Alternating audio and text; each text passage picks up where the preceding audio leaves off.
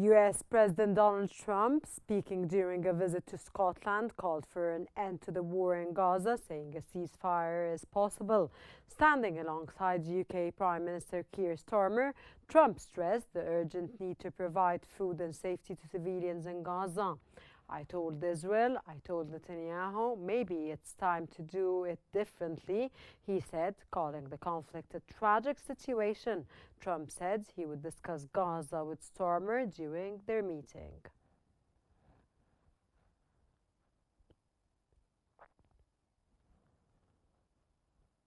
Egypt's Foreign Minister Badr Abdulati has highlighted the critical timing of the two-state solution conference and expressed hopes for achieving international consensus on recognizing the Palestinian state.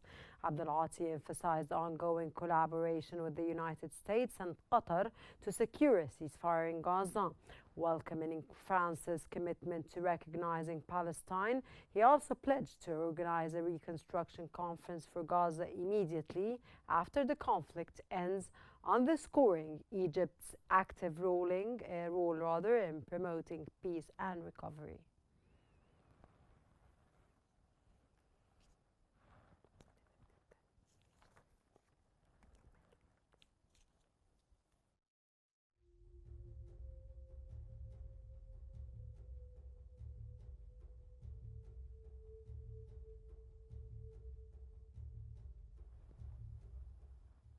Saudi Foreign Minister Faisal bin Farhan has praised the French president's resolve to recognize the state of Palestine and called for an immediate end to the humanitarian crisis in Gaza.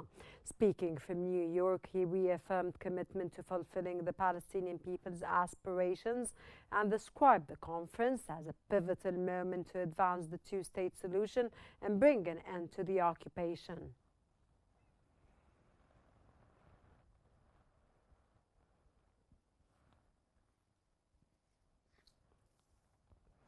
Qatar's Minister of State for Foreign Affairs has emphasized that peace narratives must align with international law and the two-state solution. Speaking from New York, he stressed the importance of building trust through humanitarian efforts and called for decisive actions to combat hate speech, underscoring the need for principled approaches to achieve lasting peace.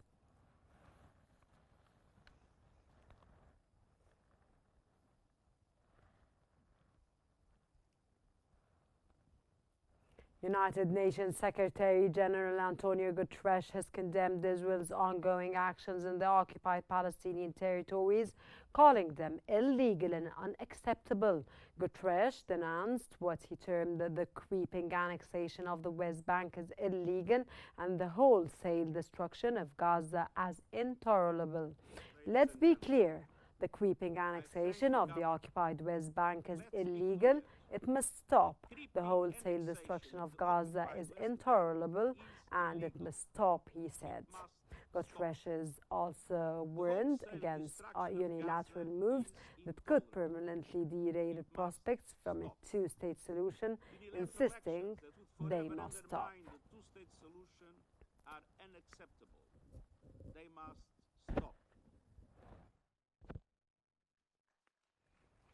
The Palestinian Foreign Ministry has said that the ongoing UN conference on the two-state solution has reinforced international diplomatic support for Palestinian statehood.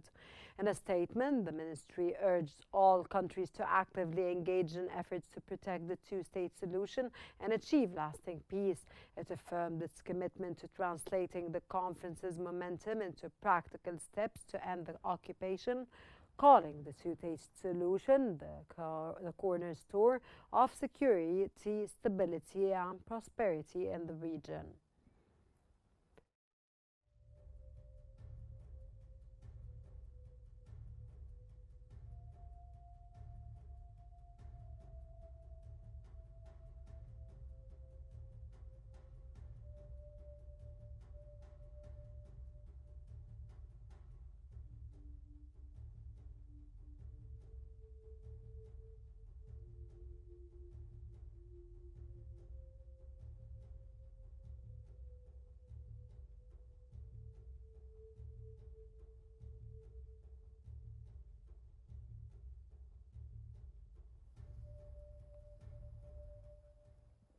Gaza's Ministry of Health has reported that 147 Palestinians, including 88 children, have died from starvation caused by the Israeli blockade. Despite a small increase in aid deliveries, 14 people succumbed to hunger and malnutrition in the past 24 hours. The ongoing crisis highlights the urgent need for expanded humanitarian access.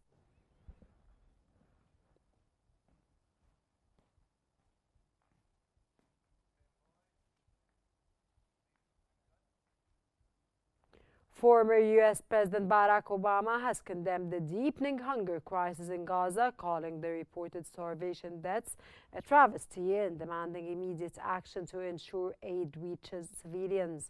In a post on social media platform X, Obama said a lasting resolution to the conflict must include the return of all hostages and an end to Israeli military operations. However, he stressed the urgent need to prevent further loss of innocent life due to hunger. Aid must be permitted to reach people in Gaza, he wrote. There is no justification for keeping food and water away from civilian families.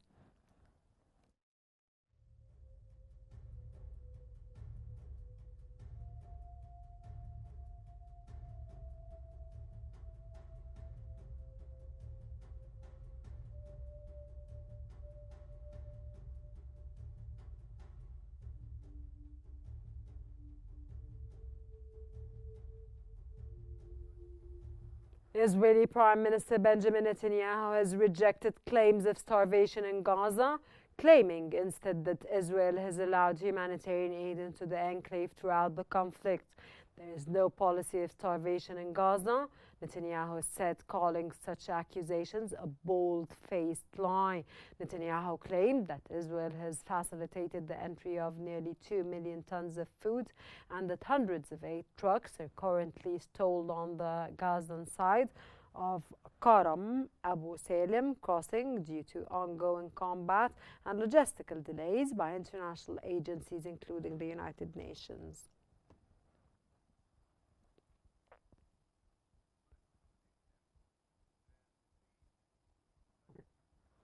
Israeli Defense Minister Israel Katz has warned that the gates of hell will open in Gaza if Hamas does not release the 50 detainees still held since October the 7th, 2023.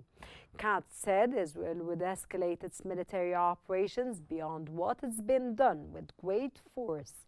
He outlined the occupying military's tactics, including pre-warnings, air and ground strikes, and holding cleared areas to prevent Hamas from regrouping.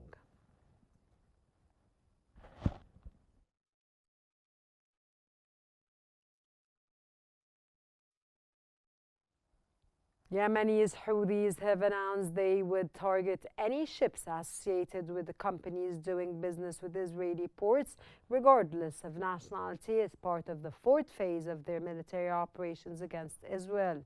In a televised statement, the Houthis warned ships would be attacked if companies ignored their warnings and urged countries to pressure Israel to end its Gaza blockade to avoid further escalation.